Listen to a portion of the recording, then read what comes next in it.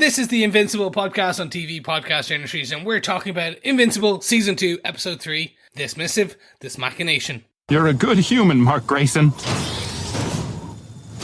Hey, when I'm in this outfit, I'm invincible. So far. No, I'm saying, you have to call me Invincible. It's like a secret identity. Oh, right. Of course. Invincible.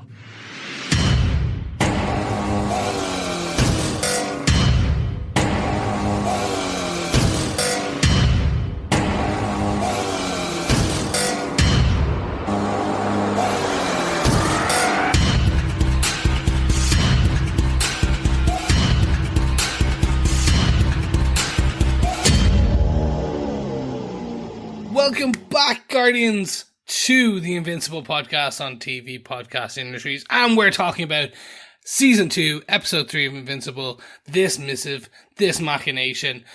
I had to say that 4 different times to get it right on the first take, because this is the take you're hearing, so I got it right, I swear. I am one of your Invincible hosts, Chris. Welcome back, Chris. I'm one of your other hosts, Derek, and welcome back, fellow Guardians. Good to have you back, Chris. Yes, thank you for having me back. You know, it's a good thing to be back every now and again. Unfortunately, the germ-centered child that I bore from the fruit of my loins is germ-filled and basically took himself down and then me and the rest of the house out with it. He's not even 6 months old. We were just talking before we started recording, but yes, apparently his superpower is I get sick, you all get sick. And you gotta respect it. You gotta respect it. It's a one, all for one and one for all, kind of Dogtanian style. Exactly. Welcome to your life for the next 18 years, Chris.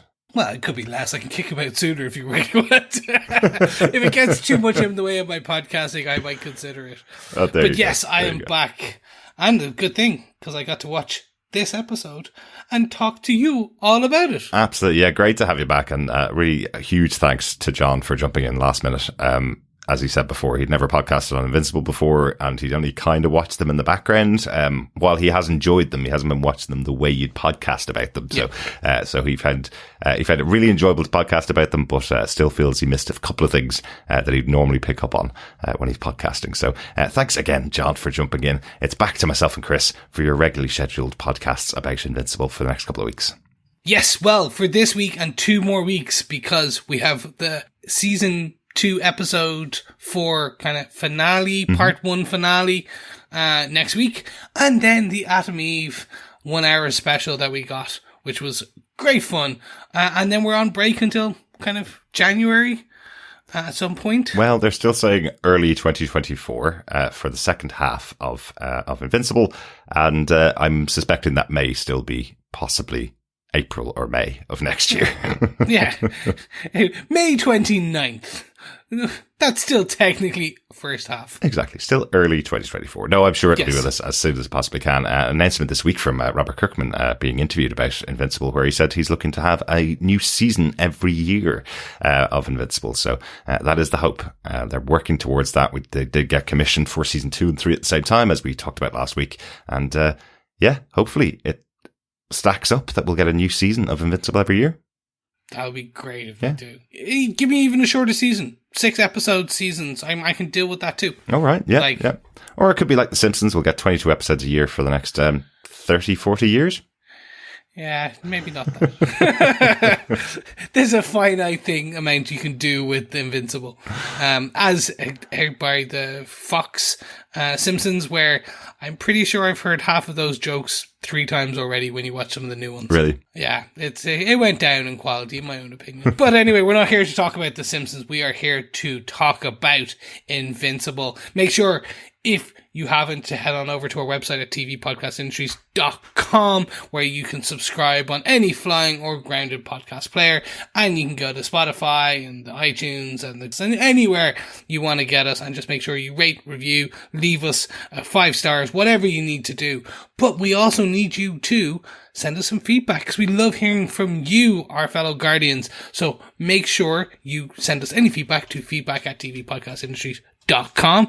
You can leave us a voicemail over on tvpodcastindustries.com, or you can head on over to our Facebook group at facebook.com/groups/tvpodcastindustries, where we have a spoiler post for each and every episode.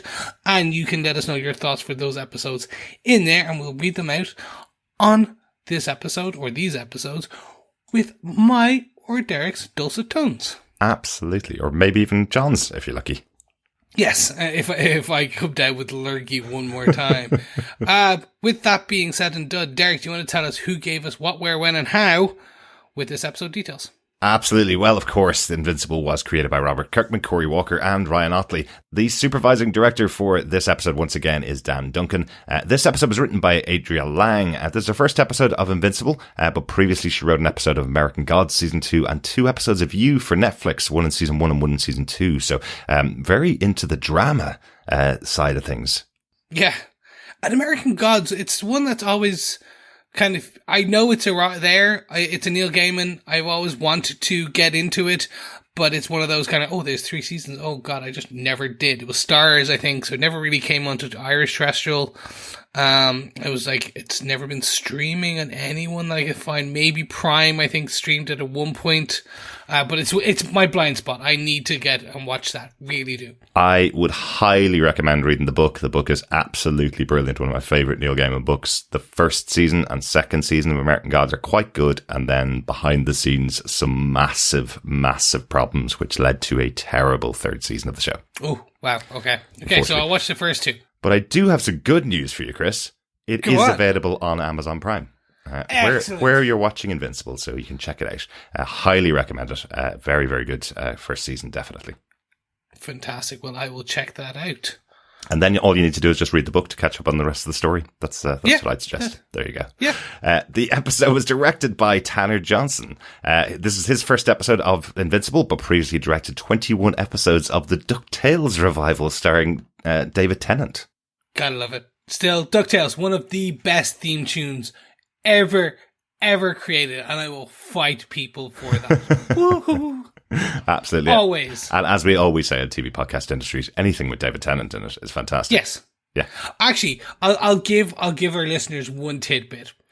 During my wedding, the second song to play ever at my wedding was the theme to DuckTales, and 2 people got up, myself and one other mate. Everyone else was like, what the hell is happening? It was a ska version by Suburban Legends. It was a really good version, but it just kind of hard shifted from a song to this, and everyone was like, what the what? Yeah. So yeah, there you go. A little inside info about Chris that, yeah. I think don't myself play and John, DuckTales at your wedding. I think myself and John were just taken completely by surprise and had no idea what it was until the song was almost over. So that's probably why we weren't dancing to it, Chris. Yes. I promise. But Chris, do you want to tell us what they gave us with your synopsis for Invincible 203, this missive, this machination? Sure. As Mark settles into his first day at Upstate University with William as his roommate, he consummates his relationship with Amber. To give them some privacy, we suddenly are shifted to catch up with Alan the alien. Following Alan's meeting with Mark Grayson in Season 1, he returns to the Coalition of Planets and shares his discovery that Mark could be the champion that they are looking for. Not only is he half Vulturite, but he also fought against his father. These 2 things have not happened in Vulturite history since the Great Purge. The council leader, Thaedus, is interested in the weakness revealed by Alan, but is also concerned that he believes there is a spy in the Coalition, a planet that had just joined the Alliance. It was targeted by the Vulturites as soon as they signed up. Thaedus tasks Alan with rooting out this spy, but soon after rekindling his relationship with his girlfriend Telia, Alan is confronted by 3 powerful Vulturites. They beat Alan to a pulp, trying to learn more about the Vulturite who sired a child and left his post. As Alan recovers from his injuries, he is visited by Thaedus, who pulls the plug on him to let Alan die of his own injuries. Meanwhile, back on Earth, Debbie Grayson, now an empty nester, goes to a support group for spouses of superheroes. But at a bar following the meeting, Debbie talks to Theo, another member of the group. She learns he was the husband of the Green Ghost who was murdered by Omni-Man. When she reveals she was Omni-Man's wife, she is told never to return to the support group again.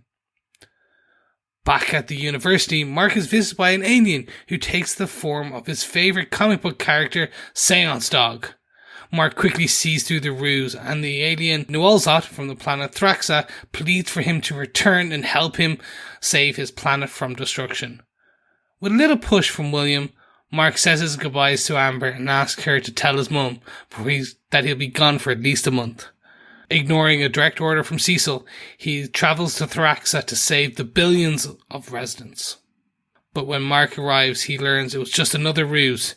He was summoned to the planet by its leader, his father, Nolan Grayson, aka Omni-Man. What a shocker of an ending. Good ending. It's a good ending. I do like they jumped quite a lot with this, and again the narrator aspect was very fun. Did not see it coming.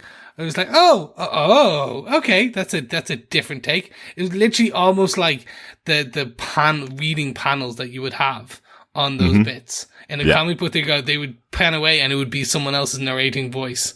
It was very fun. It was a very fun way of doing it. The narrator was excellent. I love the idea of seeing Mark. He's having sex with Amber. Okay, let's give him a bit of privacy. And then he goes off to Alan. And then Alan and Talia have sex. And then he's like, okay, need to go back to Mark. Oh, no, they're still going on there. Gotta go back up to Alan. Where do we go next? Really good. Nice fourth wall break there. So should we jump into our top points for this episode to have kind of a deep discussion on what this is? Absolutely, yeah. We're going to start off with point number 1. Let's talk about Debbie and Debbie's visit to the SOS, the Spouses of Superheroes.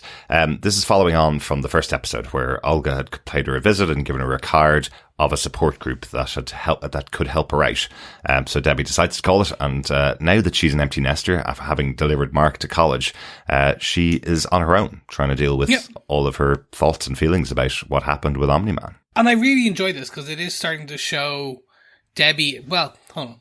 Let me just rephrase that. They're expanding Debbie a lot more than the comics. Right. But really in this, they're showing that, what is it like to not only be the wife or the spouse or the partner of a superhero, where you have to deal with that, like Olga is saying, but now she's also dealing with this.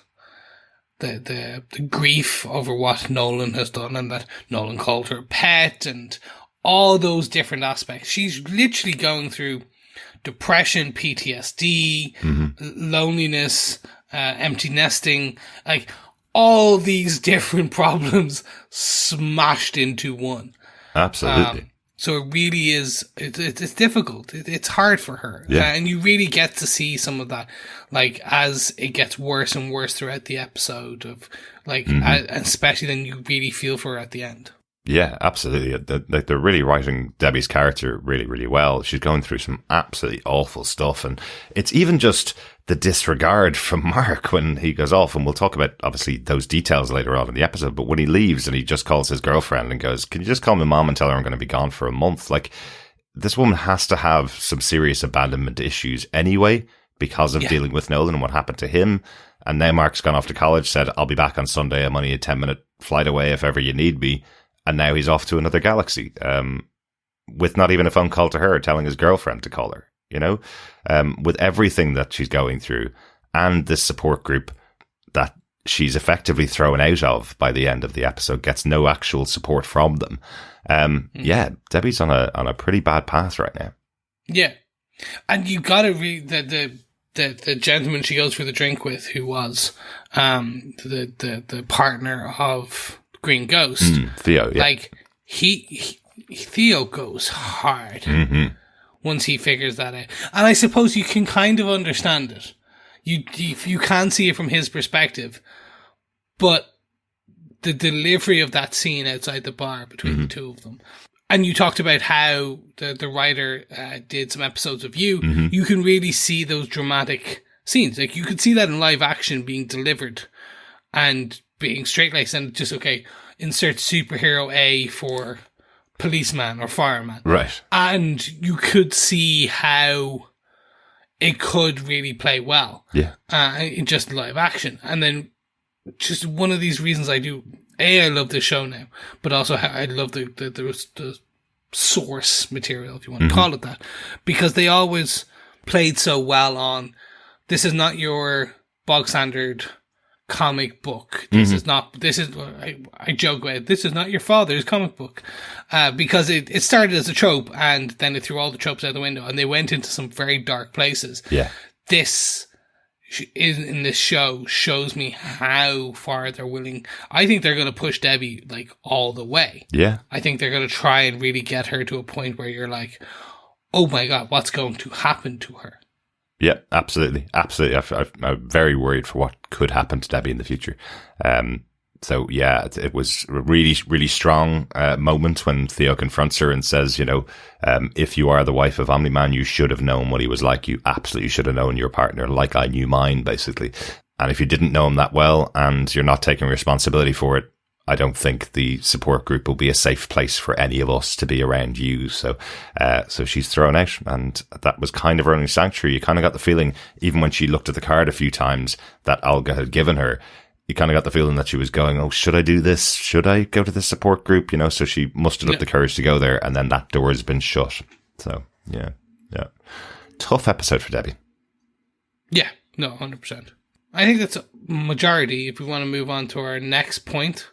Yeah, let's move on to our second point after Debbie, because we have the return of our favourite alien from another planet, Alan the Alien. I love Seth Rogen.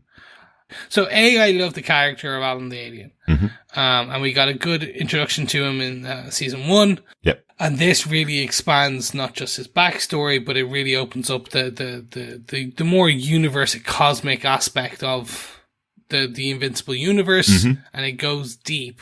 And you get a lot in this, 15 minutes, kind of give or take, where you have all the history of both him, the planets, the coalition, and then the next phase of what happens to him as well. Yeah, this felt like its own complete one shot. We talked about the Adam Eve special, which we will obviously come back to after the end of this season, and we'll talk about it on that podcast. But it's like a standalone story for Alan, so you get to learn everything you need to know about him. You know how he was created. You know that he was created by his planet to beat the Viltrumites, among many, many other test subjects, and he was the only success out of it. But then it turns out he's not actually a success because he wasn't able to even beat one Viltrumite. He was still beaten to a pulp. So he is the best of them, but now his mission is to find somebody that is a champion who could possibly beat the Viltrumites. Yeah. I suppose like the way that I try and kind of play it up as like some of the Marvel comic books where you're like, you're genetically cloned, blah, blah, blah. It's just a fun thing to see of how, like, in terms of why he was created and who he is, and when you have that backstory, and then see him go back to the council explaining he's met Mark is good, Mark is a Viltrumite or half Viltrumite, and that everything's okay.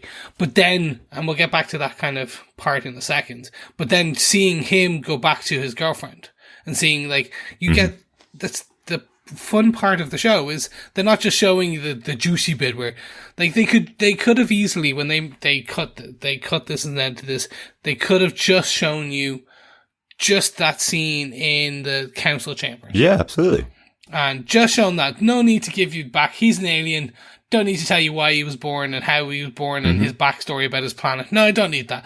And, don't need to know about his girlfriend kissing and all that. Don't need that. We just need that scene in the council. Yeah.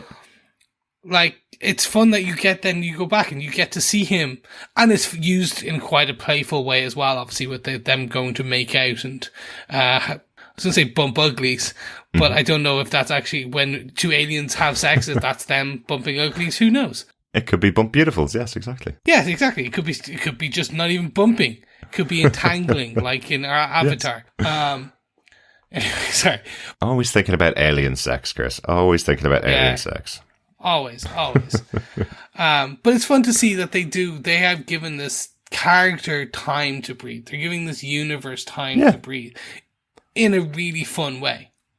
Yeah, and what's so interesting, I suppose, again, I'm not the comic book reader. I didn't get this far with the comic books. I haven't read up to Alan's story, but seeing this history in this episode, getting this pretty much half of the episode around Alan and what he's doing in the Coalition of Planets, what actually happens at the end of his part of the story came as a complete shock then. So because of all of that build-up, because we saw him last season, and because he's played by Seth Rogen, one of the producers on the show, you know, you're expecting that there's loads more to this character. And that aids the storytelling in this episode for me. I think it worked really, really well, you know. But there's a couple of things that come out of it. So we mentioned he comes back, talks to the Coalition of Planets. We meet the leader of the Coalition, who's Thaedus, played wonderfully, of course, by Optimus Prime himself, Peter Cullen. So great to hear his voice back in animation. So always good. Instantly recognized him. But we hear the story from Alan's perspective. He's been dealing with Viltrumites for years, as have the Coalition of Planets. They're fully aware of who they are. He tells the story of Mark. He's a half Viltrumite who fought against his father, and his father left Earth, leaving his post.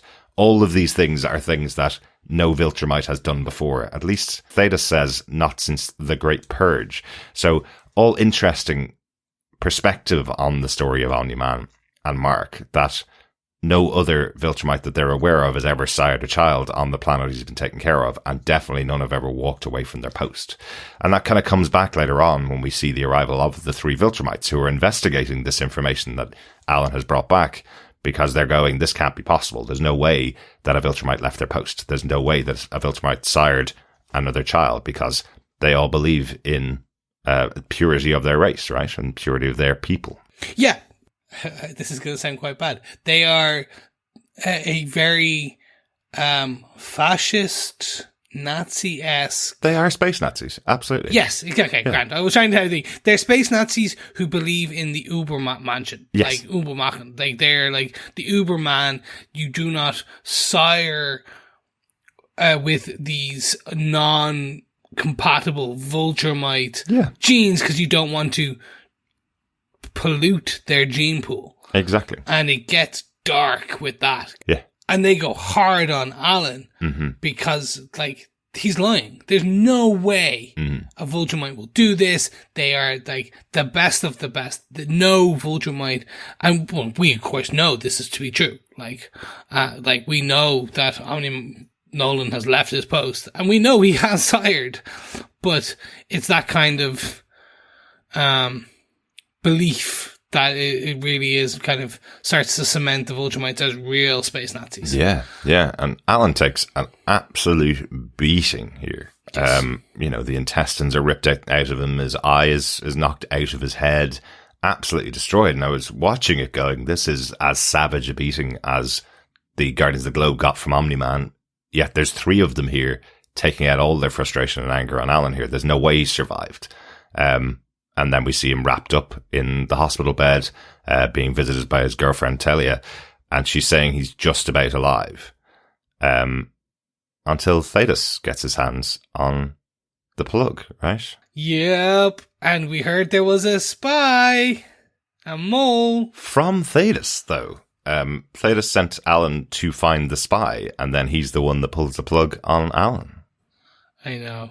So I love how they leave it that, because that is that's the epitome of a cliffhanger at some point. Like that is like, yeah, our hero, or in this case, our hero, the other hero is on death's door, and you know what?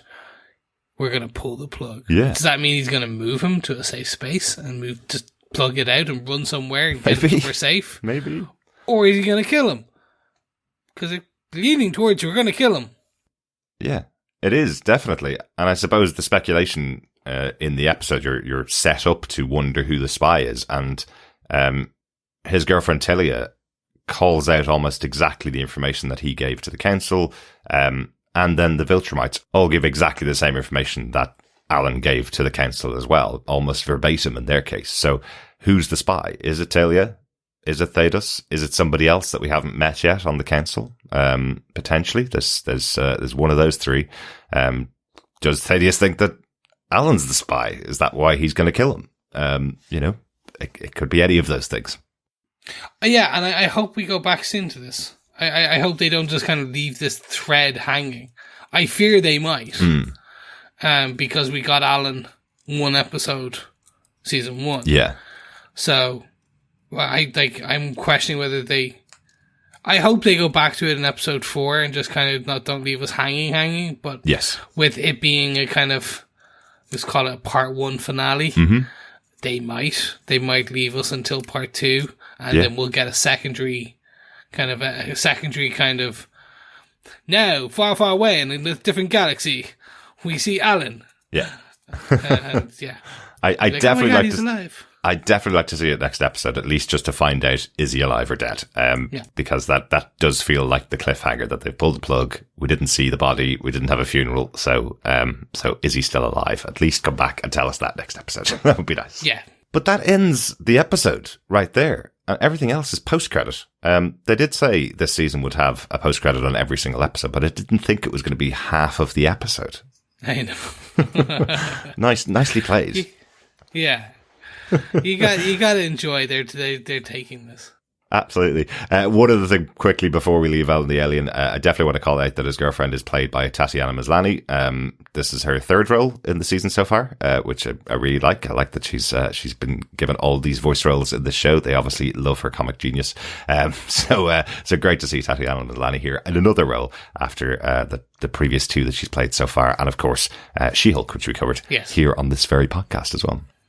Yeah, it's bringing it full circle. But let's move it on to our next point for this episode. Well, one of the major points. Absolutely, yes. Some visitors from space. So we cut back to Mark as the second half of this episode. And he has a very interesting experience after he's come back from finally consummating his relationship with Amber. He finds out that all of his childhood things, his comic books and all of his action figures that he's taken from home, aren't going to play well in college. So he throws them all in the bin, except for Séance Dog, who is his favourite. And then he gets a visit from Séance Dog out of nowhere. And you gotta love it. It's so fun. And I love Séance Dog is in full Doctor Strange OG comic book regalia, because that's just a fun way of doing it. Absolutely. John did watch this episode with me and wanted to make sure everybody knew how much he loves Séance Dog and wants him to get his own TV show and his own comic book, because John's a massive Doctor Strange fan. So anything taking inspiration from Doctor Strange, he loves too. So I think he likes Mark even more now because he's a fan of Séance Dog. Of course. Who doesn't love Séance Dog?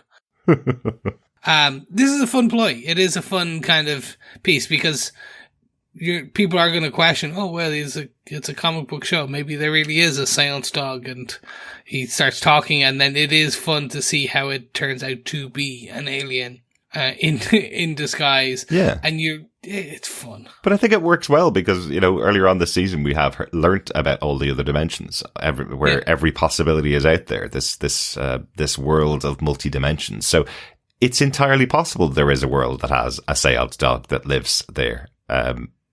But yeah, exactly as you say, turns out to be a ruse from the alien from Thraxa, and Mark just beats the crap out of him, because that's what Mark does. Punch him with his fist. What if it had turned out to be a visitor from another dimension? He would still punch the crap out of him. Exactly. And look, it's a fun one, because you do get this. We need you to help save our planet. It is that Superman-esque type of kind of, you're the strongest one alive. Mm-hmm. We need you to help fly and stop all the meteors from destroying our homeworld. Yeah. Can you help us? And of course, Mark's like, no, I have things to do here.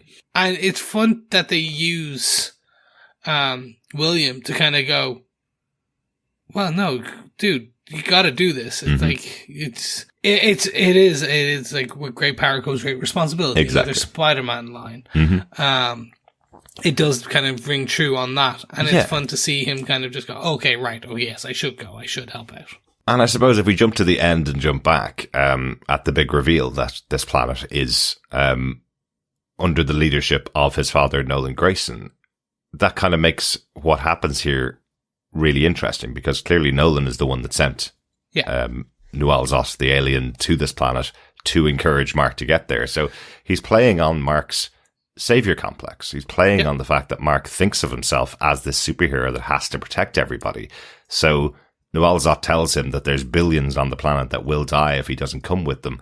And that allows Mark to put aside everything that he's been focused on working for Cecil. We have Cecil calling him up, telling him, I order you not to go. And Mark going, I'm going. I don't care. I have to go and save these billions of people. That's what I would do as a superhero. I would have to work for myself, not you. To which, of course, Cecil replies, well, that's exactly what your dad would have said. Still doesn't stop Mark, though. He also gets, as you say, gets the push from William, who's going to cover his classes. Amber says to him, don't ever apologize to me. I know what I'm getting myself into here. Don't ever apologize to me for saving lives. So he's been able to extricate Mark from all of his relationships by just playing on him being a savior. And that is definitely coming from Nolan. Yeah. And again, I love that reveal. Mm-hmm. That reveal at the end, because you get the boring space travel part. We only got 2 minutes of it. Mark had 6 full days of it with absolutely nothing to do on this ship. So that's when you kind of wish you brought a Game Boy. Exactly. Or like just some deck of cards, solitaire, anything. Anything. Yeah. And I love that reveal because it really is a, oh my God. Mm-hmm. Because you do kind of don't think that's going to be how they reintroduce Omni-Man. Absolutely not. No, absolutely not. Obviously, there's a little bit of foreshadowing when Nuolzot's asked by Mark where all the meteors are, and he goes, meteors? What meteors? What are you talking about?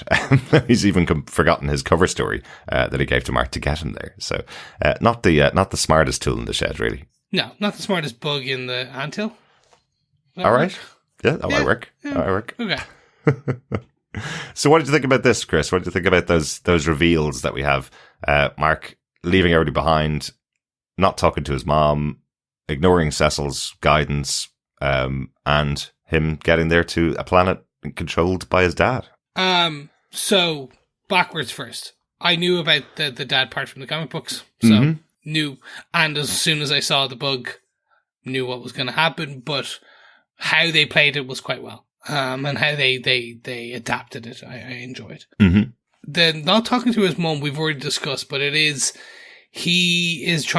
separating himself from his life. He's focusing on, they're playing Mark as a character who is just very singular focused. Mm-hmm. So I'm a superhero. No, I'm a college boy. I want a life. And no, I want to do this. And like, he becomes very hyper focus on very certain things. So yeah, he wouldn't see his nose to spite his face because his mum's feelings are not registering in terms of the anguish she is going through. I believe. Okay. Like he doesn't, she's had years of dealing with Nolan on this, and to be fair, she usually puts on a good face throughout most of it. I think he starts to see parts of it where like she kind of the hinge was coming off the door last episode and things like that.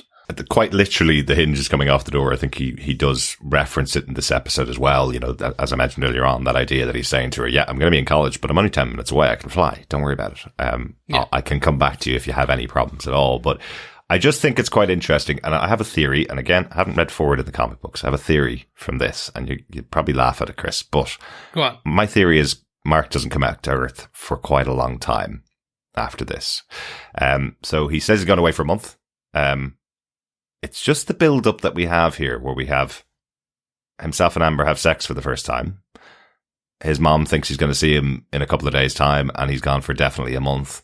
William's going to cover for him for a while. He's turned his back on Cecil. And this was before he got to the planet and met his dad there. But I was kind of going, ooh, could you have a jump in time now where Mark's away from the planet for a while, and he comes back and maybe Amber's growing older with a son, potentially? Could you have that? So it was an interesting idea that popped into my head. It would be amazing to think that Mark missed his entirety of when he should have been going to college because he's off flying in space, and these people that are left behind on Earth are growing old without him. It is a good theory. It is a good. If I would read that comic book, let's say that. There you go. I would. I'm not going to confirm or deny anything. Of course. I kind of know by the fact that he met up with his dad at the end of the episode that probably won't happen. No, you never know. You never know what's going to happen in the future. Unless you've read the comic books, Derek. I get it. Yes, unless you've read. But again, actually, speaking of, I'll say this. And we say this a lot on our different shows when it's based on some form of source material and it's an adaptation, like we just did it quite recently on the Wheel of Time. They do a lot of changes and they adapt in different ways. There is a high chance they may make some stark differences and depart on the comic books. Like, yes, I knew the Omni-Man reveal. The other reveals that I think are coming may not happen. They may happen next episode. They may happen 8 episodes or season 4. Like, it's hard to tell.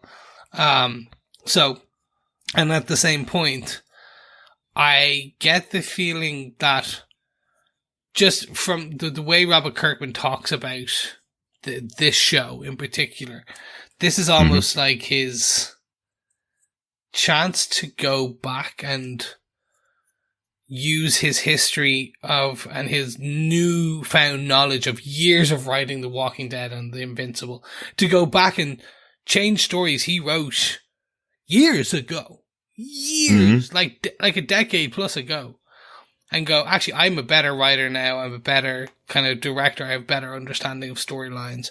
Yeah. I'm going to completely remove this part, or I'm going to add in this part. And I think that's what they may do going forward and really spin season 2 plus into, we'll take some of the major beats, but you know what? We're going to get rid of this filler and we're going to do this part and we're going to change this. And I think this might be fun.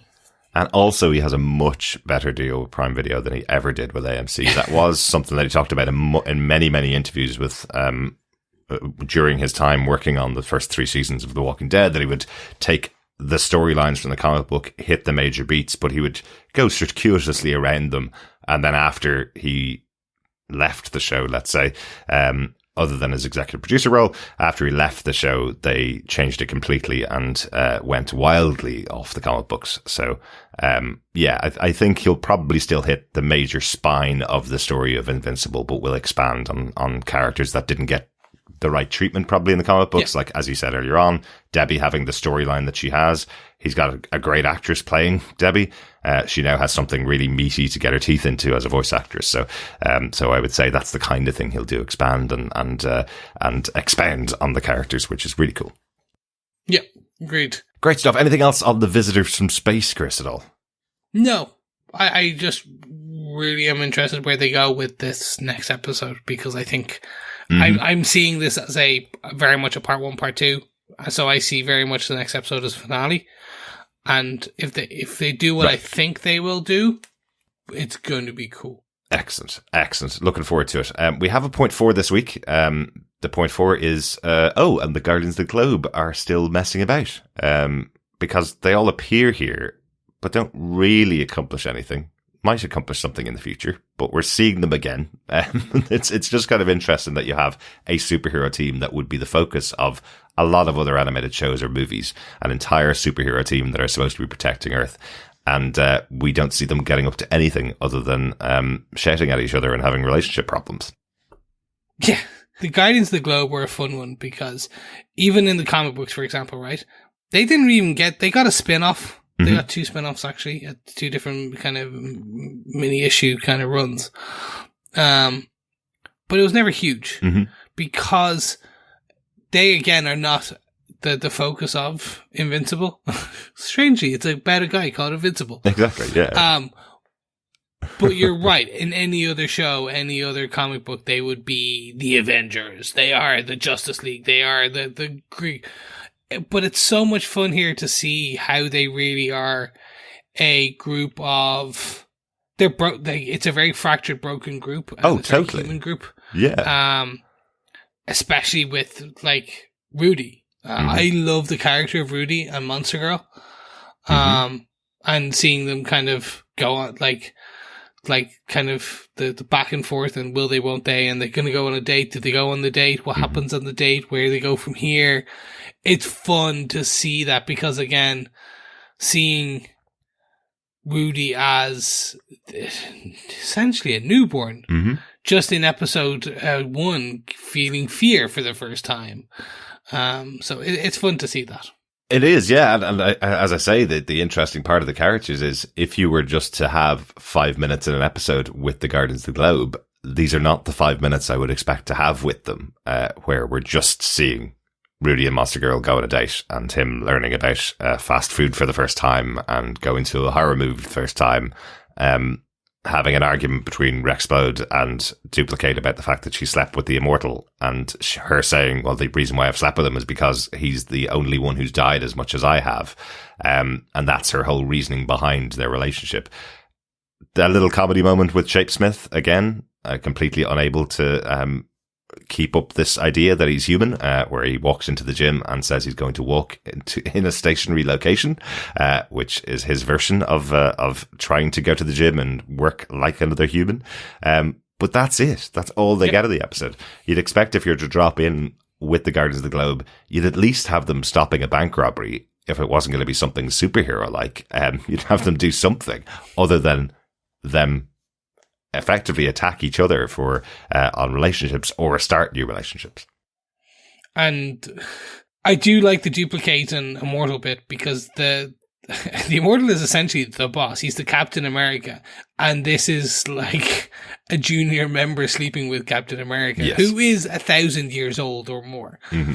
So, he's more the Tony Stark, is what you're saying. Yeah, probably, actually. That's probably a better way of putting it. Fair. Nice job. Well done. By the way, Team Stark all the way versus Team Cap. Yeah. Team Cap all the way. Yep. Anyway, I enjoy that, and it does actually. There's a nice deeper thing there where Duplicate. It tells you that every version of her duplicate that dies, she feels. Yes. So again, that's an interesting kind of tidbit that you're kind of going, oh, so she is living that additional bit. So she is feeling that death each and every time. And if you look back at season 1, how many times she's died, you're like, oof, that's a spicy meatball already. Yeah, it's a lot. And if you consider, as you say, Immortal's been around for thousands of years and dies pretty often, and she's saying she's died just as often. That's quite a lot of death to have gone through in the short life that she's had. Exactly. But yeah, again, very much is nice to just check in with them, and interesting to see if they will kind of go further into the Guardians in the next episode, or if that's the Guardians now. We'll see them again in part 2. Because again, Adam Eve is not even there yet. Like, so you've got to see, well, will she rejoin the Guardians of the Globe? Is she going to become like a part of the crime? And then is that how we get a more focused view on them? Because Rexplode, secondary character, the rest of the Guardians, you could almost argue are tertiary. So why are they important to the rest of the story now? Is the question I'm going to start asking. Absolutely. Any notes that you have for the episode? Anything else we haven't talked about, Chris, that you wanted to talk about?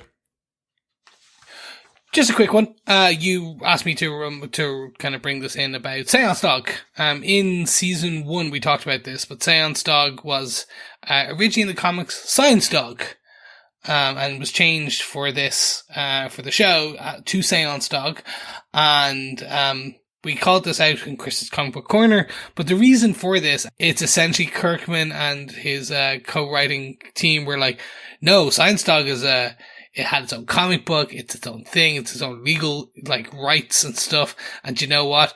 We want to kind of hold him off in case we want to do a Science Dog TV show or movie in the future. And that's why they changed it. You know what? This is to Séance Dog and make it look like Doctor Strange. Very good. That's how they did. Very good. I like it because I think we were talking about it before our last season that Carl in The Walking Dead used to wear a Science Dog t-shirt, and he used to wear that in the comic books. Translated over onto the AMC TV show as well, which is quite cool in those first couple of seasons. But now it's Séance Dog here. But what a good choice to take some inspiration from Doctor Strange, at least. Very cool. Exactly. So yeah, that's all my notes for this episode.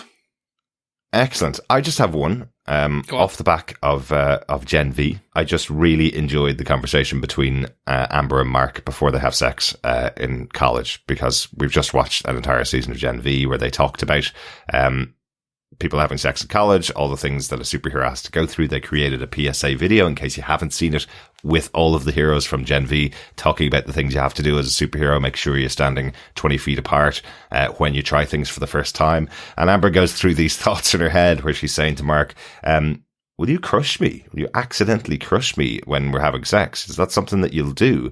And then she asks whether he has super sperm.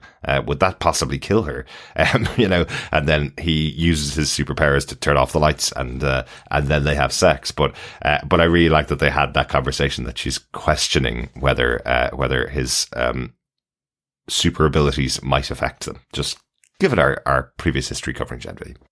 Exactly. And it is a question many nerds have asked about Superman and Lois Lane. And it actually came up in Kevin Smith films.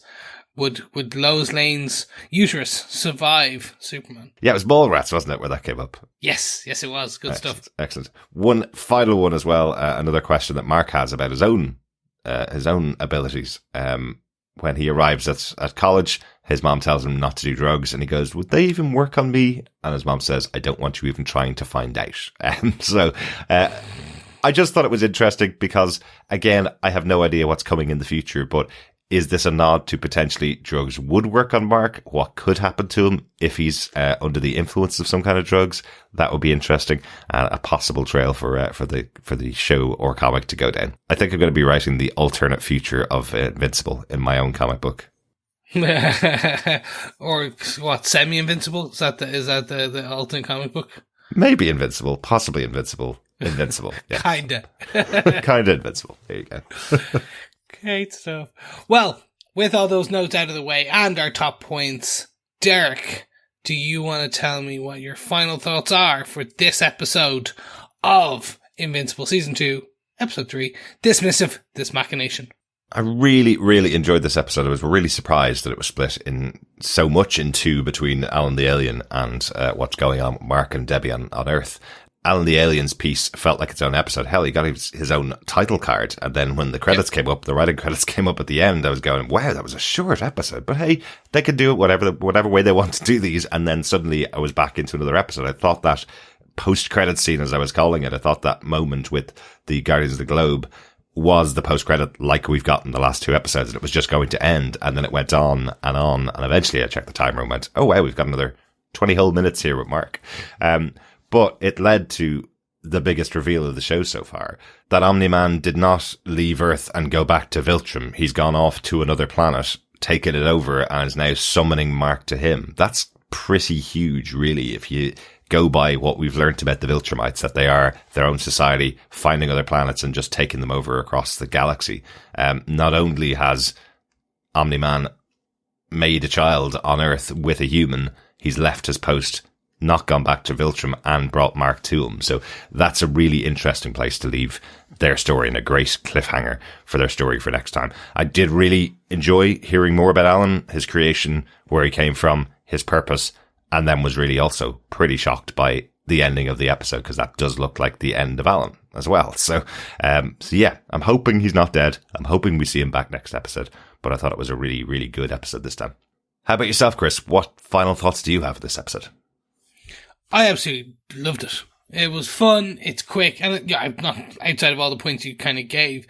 For me, that jump to Debbie, that jump to Alan while everyone was knocking the nasties, or entwining tails, whatever way they do it in space or on Earth.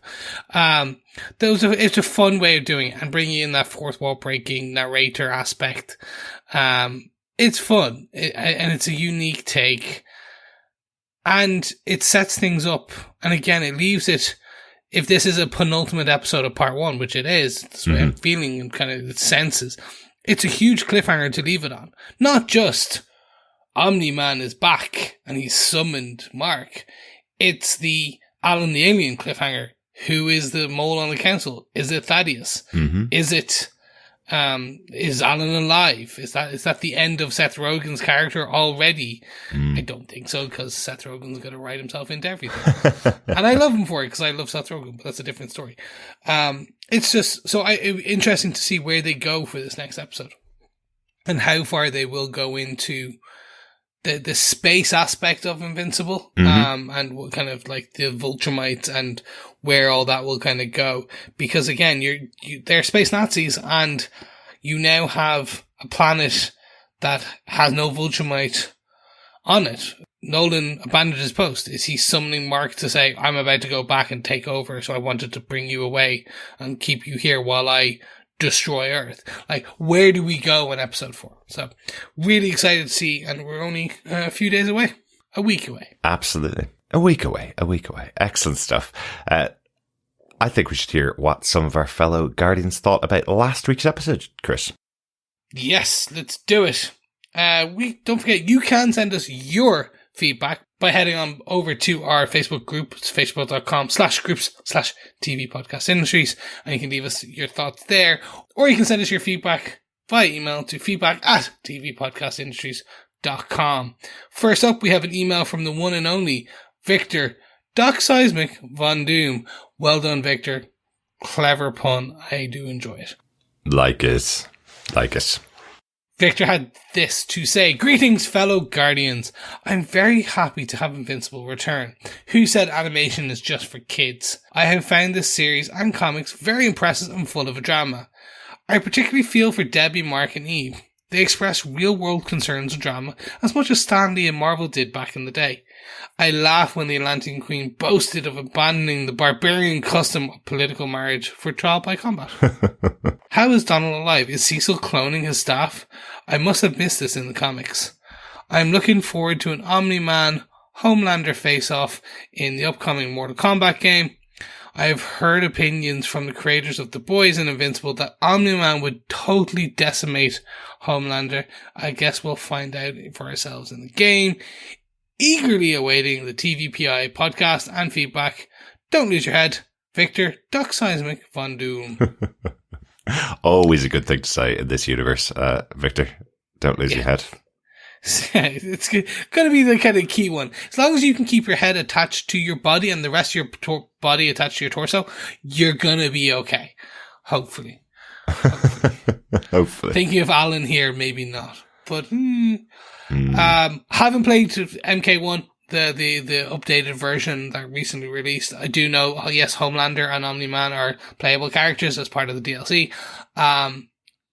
Have not played it, not a big fighting fan.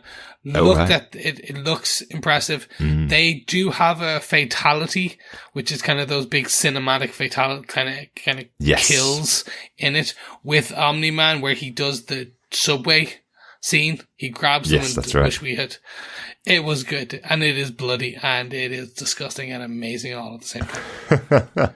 Yeah, we were talking about it last week. I'm a massive Mortal Kombat fan, particularly. I've been playing all the games, but I never buy them when they come out because they put in so much DLC to them that you might as well wait and get it all together. So I'll probably get it in about 6 to 8 months' time, but I really can't wait to have a go with Omni-Man. He looks really well powered, and I'm really intrigued to see how they pitch him up against Homelander when that comes out. That's out in a couple of weeks' time.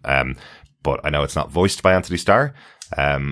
But yeah, if you do Google the internet who'd win in a battle, Omni-Man is the one that wins. He will take out Homelander pretty quickly, apparently. He's way, way stronger than Homelander. Yeah. So very intriguing to see. Great stuff, Victor. I hope you get to play it. And let us know if you get to play it before us, what you thought of Mortal Kombat. You did have one other question, which I think is the big question that we've had so far this season. And myself and John talked quickly about it last week. How the hell is Donald alive? He just reappeared out of nowhere. And Debbie called it out last week. We didn't see him this week because we only saw Cecil for a second this week. But how's Donald back? Where did that come from? Was it in the comics, Chris? I actually can't fully remember. Right. I have a vague understanding in my head, so I think it might be, but I also might have missed it. I just can't. So it's one of these. Yeah, well, they'll pay it off. They'll pay it off and tell us. So basically, not only does Donald look like Agent Coulson, he also has come back from the dead after dying in a big sacrifice in the first season. Yes. So he is the Agent Coulson of this universe. 100%. Great stuff. Thanks, Victor, for your thoughts. Thanks, Victor. We also got an email in from Coffee and Vodka who says, greetings, fellow super seismic defenders. From start to ending, a perfectly detailed overview of a world constantly beset by mega events, ever in need of surveillance, assistance, and correction. This makes Cecil the planet's number one superhero whose power is seemingly not needing sleep. Love the distinction of a society that considers marriage barbaric and trial by combat civilized, though, to be fair, they're kind of the same thing. Standout moments for me were Mark and Mom finally beginning to team up in combating their post-Omni-Man PTSD. Mark's brief dark turn in the Cursed City and the Angstrom closing scene. He's got some serious gravitas. So far, so great. 5 fish fillets, unsafe substructures, and deadhead dads out of 5. Peace and take care. Coffee and vodka. Excellent stuff, Coffee and vodka. 5 out of 5 for last week's episode. Yes, thank God. 5 fish fillets. 5 fish fillets out of fish fillets. And I wonder if that's the McDonald's fish fillets, or is this an actual fish burger, or these chicken fingers? What's the quantity and quality here? For me, I'm the same. I love this episode, and it's a fun one as well, because we actually barely talked about it, my thoughts on episode 2, but it's a fun one to see Mark go off and do that whole arranged marriage versus political kind of marriage for political convenience, trial by combat. It is a fun one. And then seeing how that all plays out, because you're like, how is this going to play out? Is he going to marry a fish woman? It'd be fine if it was like Aquaman kind of versus they flipped it very fun, which is kind of fish head legs. But like, what if it was the other way around? Exactly. If it was like a merman, who knows? Yeah. Absolutely, but that's the fun they like to have in this show, right? That's the other character voiced by Tatiana Maslany, Chris, in case you didn't know. There you go. Excellent. Thanks so much, Coffee Vodka, and thanks so much to everybody else for your feedback. You can email us to feedback@tvpodcastindustries.com with your thoughts on any of the episodes we have so far, or pop on over to our Facebook group at facebook.com/groups/tvpodcastindustries. You can share your thoughts on any of the spoiler posts we have for each and every episode of the shows we're covering. Yes, thank you so much. We'll be back next week for the finale of part 1, season 2 of Invincible, which is episode 4. It's been a while. And I want you all to say, it's been a while, like that every time I mention the title next episode. Because that's all that anytime I see, it's been a while. It's when I read it, that's how it goes out of my head. But yes, make sure you join us for that next week. Naughty's Christian rock, Chris? Is it? Always. Creed. It's been a while. It is Creed. I think that's somewhere in the back of my head. Excellent. We have loads and loads of other podcasts that we've been covering over the last couple of weeks. We've just finished our coverage of Loki Season 2, an excellent ending to an okay season, which made the season overall seem much better than it was. But we did really enjoy the final episode. A great closing out of it. But yeah, I think there was some odd ones in there as we went along, where we weren't agreeing on whether an episode was good or not. Yes. Which was quite interesting. There was definitely. Yeah. It was almost like a football match. It was a game of two halves and a game of two teams. And much like football, I didn't understand the rules and what was happening half the time. But sure, at the end, it was a fun time. Exactly. It ended off with a great capper on the season. Great stuff. We also finished covering The Boys spin-off Gen V. If you haven't watched Gen V and you're watching Invincible on Prime Video, why not pop on over and watch Gen V? It's the spin-off of The Boys. It's a very adult live-action show. And I think, as I've said in my notes here, if you've liked Invincible and you're old enough, go check out Gen V. I think you'll enjoy it. Yes, very much. If you like The Boys, you'll like Gen V. If you like any college drama as a kid, you'll like Gen V. If you like good TV, you'll like Gen V. Yeah. I think probably the end bit is if you like TV and good TV, you'll like Gen V. I'd still caveat it. I don't think it's for everybody, Chris. It is. More people that watch it, we definitely get more and more of these shows. I'm just telling people, hey, your granny will love it. She will love it. Especially that opening episode, like where there is a 9-foot the phallic object, or at least from a screen size. Like, yeah, she'll love it. Just tell your granny to watch TV. She might like it. Yes. But in the interest of covering every single thing that comes out related to comic books, we also went to the cinema this week and covered the next in the Marvel Cinematic Universe, chatting about The Marvels, the brand new movie coming out from the MCU. The movie was so much fun. Really enjoyed it. Had lots of fun in the cinema. There tends to be so much grim stuff out there. I think I really enjoyed going to a movie that I could just laugh and have fun at. Yeah, and that's the key thing. It's a good, rollicking good cinematic blockbuster. And it has some very fun comedic moments. It has some good action. If you like Miss Marvel, Captain Marvel, or Monica Rambeau, if you like those characters, you'll love this. If you like a good time, you'll love this. If you don't like a good time, you won't like this, but you wouldn't be listening to this podcast anyway, so it's okay. Absolutely. And all of those podcasts about all of those things are available on our main feed on TV Podcast Industry. So pop on over to our website at tvpodcastindustry.com and subscribe to our main feed or any of the other feeds that you'll find up there. Thanks so much for joining us. We'll be back with you next week. Yes, thank you so much for joining us. Keep watching, keep listening, and keep being invincible. Bye. Bye.